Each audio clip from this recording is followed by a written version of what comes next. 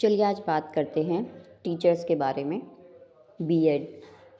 आज जो इंडिया में बीएड करने वालों की जो हालत है ना, मुझे लगता है उससे बेहतर कोई नहीं है।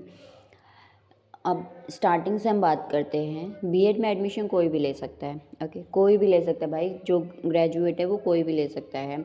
अब देखिए, इतने सारी अथॉरिटीज़ बनाई गई, यूजीसी, एनसीटी वगैरह वगैरह, बहुत सारी चीज़ें बनाई गई, लेकिन कहीं भी ये रूल नहीं है।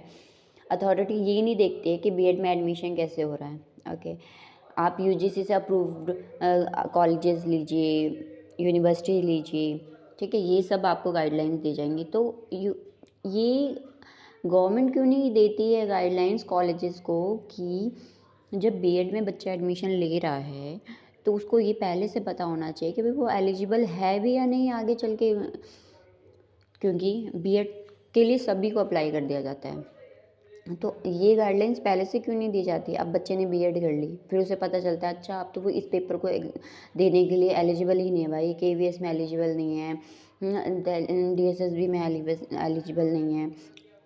तो ये जो चीज़ें हैं ना, ये कोई नहीं बताता, ठीक है।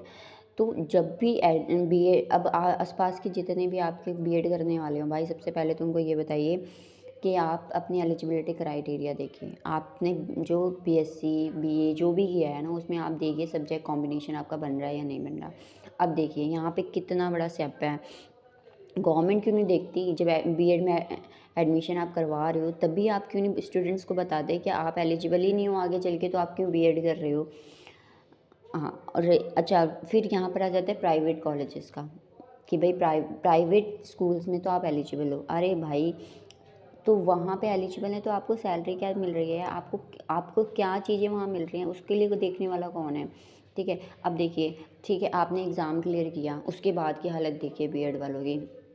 आपने एग्ज़ाम क्लियर किया, उसके बाद आपको एनसीटी से अप्रूव्ड खुद लेना। अरे, जब यूजीसी ने लिस्ट निकाली है तो एनसीटी का काम खुद है ना कि वो खुद चेक करे कि आपने जिस कॉलेज से बीएड किया है, आपने जहाँ से भी कोर्स किया है, वो अप्रूव्ड था या नहीं था, ये बच्चा वहीं पढ़ता था या नहीं पढ़ता, मतलब सारी चीज़ें स्टूडेंट खुद करे। तो ये एनसीटी बनाया क्यों गया, यूजीसी के लिस्ट क्यों निकालता है, जब ये सारी चीज़ें बाद में फिर हमें दिखानी पड़ती है तो ये क्यों निकालता है। तो इतना घटिया सिस्टम है यहाँ पे, सरकार सोचने वाली नहीं है। पहले जो होते हैं, जो पढ़ के अपना एग्ज़ाम निकाल के जब उस पोस्ट पे पहुँच जाते हैं, वो भूल जाते हैं कि हमें भी कुछ करना चाहिए। और कहीं भी सिस्टम का कुछ भी नहीं है। टीचर्स की ऐसी हालत कर रखी है इन लोगों ने कि कोई कुछ कहने वाला नहीं है। और बड़े बड़े चैनल्स की बात करें तो कोई भी आगे आने वाला नहीं है। क्यों? क्योंकि सिस्टम से सब डरते हैं, कोई कुछ कहना ही नहीं चाहता यहाँ पर। और जो इतने लाख स्टूडेंट्स हैं ना, वो सिर्फ सफ़र कर रहे हैं। कहीं कोई एलिजिबिलिटी क्राइटेरिया दे देता है, कहीं कोई एज लिमिट का कुछ है नहीं, कहीं कुछ दे देते हैं, कहीं कुछ। अरे, आप एक सिस्टम क्यों नहीं बनाते हो कि ऑल ओवर इंडिया एक ही एलिजिबिलिटी क्राइटेरिया क्यों नहीं रखते हो, ताकि बच्चों के लिए भी सुकून मिले, उनको इनसे चीज़ों की टेंशन ना हो, सिर्फ पढ़ाई पर ध्यान दें। आप यूपीएससी जैसे बड़े एग्ज़ाम के लिए आप ये कहते हो कि वहाँ पे भाई बीए वाला एलिजिबल है, बीएससी वाला एलिजिबल है, कुछ भी कर लो एलिजिबल हो भाई, ग्रेजुएशन किया हो बस आपने।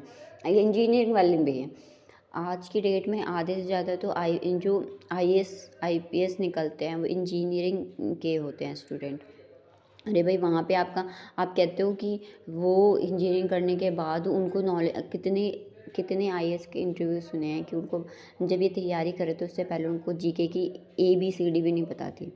और आप टीचर्स से ये सब जो एग्ज़ाम लेते हो उसमें आप ये सोचते हो कि भाई 30 एज से ऊपर के हम नहीं लेंगे। अरे, आपने यूपीएससी में भी तो 32 साल की हुई है ना एज, वहाँ भी तो आपने की हुई है। जब टीचर्स की बारी आती है, अरे जितना ज़्यादा एक्सपीरियंस होगा उतना अच्छा टीचर होगा, ये क्यों नहीं सोचता कोई।